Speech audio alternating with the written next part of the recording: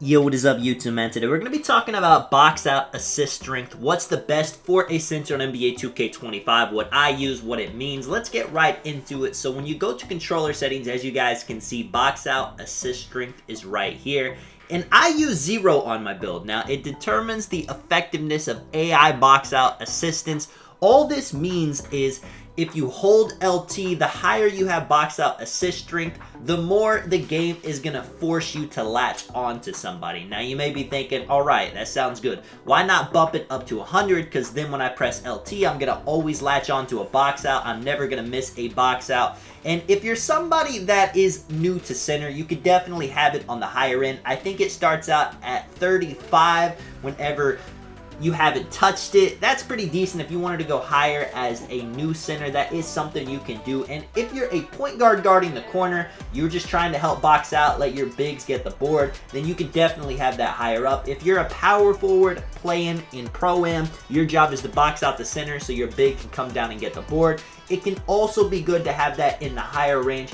But as a center, you don't really want 2K to control who you're boxing out when. You want to have some freedom to move around. I got 2 gameplays for you guys. As you can see, I'm averaging 17 rebounds a game in the rec. And I'm going to just let you guys see a couple of games of me getting right around that range of rebounds. Now, obviously, there are some games where I get a little bit less. There's some games where I get 30 plus rebounds. I'm one of the best rebounders on the game.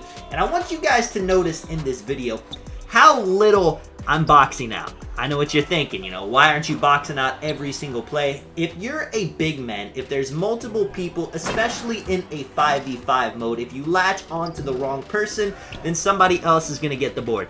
Even if you box out the center to the left, the ball bounces to the right, you're going to have no chance to get that rebound.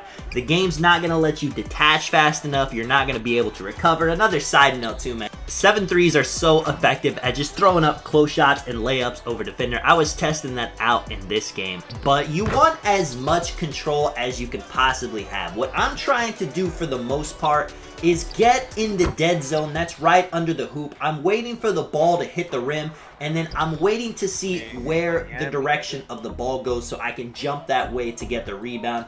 It sounds good, just getting a box out on the center every single play to get the most rebounds. That's what a lot of top players at the game will tell you, even a lot of top centers, but they're all wrong. It annoys me when they say that in my ear, and I'm a better rebounder than all of them. You want to have the most control of your player at all times. You do not want to leave it in 2K's hands. You do not want to leave it in RNG's hands. And this is NBA 2K25. There is a lot of RNG in the game. There's only so much that you control. 2K is going to make you miss rebounds. 2K is going to make you tip rebounds. 2K is going to make your player do things that you don't want to do. So all I try to do is avoid that as much as I possibly can. You can see, man, close game. We end up winning. I end this game with 21 points, 17 rebounds, 6 assists. And obviously, you saw me get a couple of box outs for those rebounds, but a lot of the time, I'm not boxing out anybody. Now, another thing, if you have 0 box out of strength compared to something like 50, 60, 70, if you hold LT with 0 and you're close to somebody, the game is not going to make you attach to the player unless you actually move your left stick toward the player and get close enough to where the attachment happens by your choosing. If you have a higher box out assist strength, your player is going to move himself back to make sure he gets attached to the player. And I do not want that. You do not want that. You want to be able to see if the ball is going to bounce to the left, you're over to the right. You still want to have a chance to get over there. In a 5v5 mode, there's a lot of people on the court, a lot of people with decent rebounding, and just having super high rebounding is not going to be enough if the ball does not bounce your way. Even when boxing people out, in NBA 2K25, there's still a lot of situations where they end up getting the rebound anyway. The ball bounces over your head. In previous 2Ks, rebounding was a lot more logical. So it made a lot more sense to box out, because if you were under the rim, you got to box out. The ball's just going to bounce up and you're going to be able to get it. The other player that you're boxing out is never getting it in that situation. But in NBA 2K25, man, oh man, there have been games where I'm boxed out 4, 5, even 6 times and I'm still able to get the board. I just wait for the worm animation. You guys can see right there, I do box out the center, but I do it very quickly. I get the box, I see the ball hit the rim, and then I let go immediately and chase the ball going to the right. Now, if you have super high box out strength, you're not going to have the luxury of just being able to latch on and latch off instantly. You're going to be stuck there. It's going to take you a couple of seconds to move. And if the ball bounces your way, that's fine. But in NBA 2K25, the ball is not bouncing your way a lot. It's going left, right, long, short. You just never really know where the ball is going to end up going. So the best thing to do is just be ready to run toward it no matter the situation.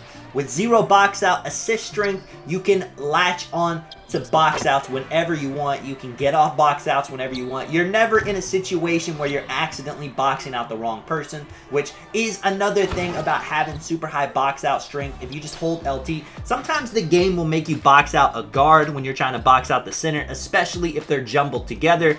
And the game logic doesn't really make a lot of sense because sometimes with super high box out strength, you'll be looking toward a player to box out and your player will go to another one. I've tested it out on 0, on 50, on 30, on 100 even. And, you know, 100 was actually the worst time I've had trying to play center on this game. Now, if you're somebody, like I said earlier in the video, where maybe you're just a guard, you're a wing, and you like just boxing out on the perimeter, you're guarding the corner in Pro-Am, and you have a power forward, then 100 is going to be nice because you're going to get a box out every single time, and then your rebounders can actually get down to the paint. But if you're one of those said rebounders, you need to be able to move around as much as possible. Let me know what you guys think about that. I got one more gameplay for you guys. This is just me going into the 3v3 no squads theater. And in a game mode like 3s, like 2s, it's not as important. Your box out strength is not going to affect you as much because of this. You guys can see I'm on my 7-3. I'm going up against a 7-1.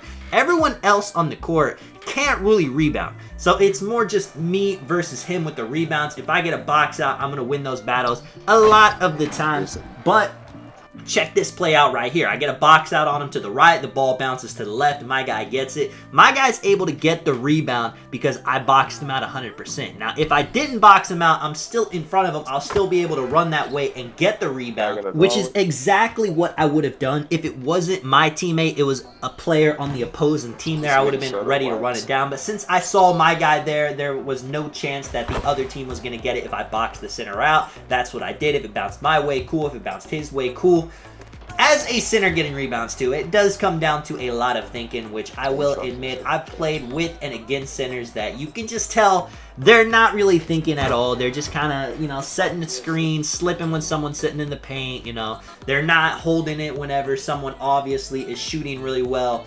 And to be a better center, a lot of the time it comes down to IQ, to rebounding knowledge, but also having 0 box out assist strength is going to help you quite a bit too. Just remember, you have to go to the box. The game is not going to pull you by just holding LT. You got to make sure to put your body on them if you want to box them out, and that's the way I like it. If you guys did enjoy the video, if you do want to drop a like and subscribe, of course, I do appreciate it a ton, man.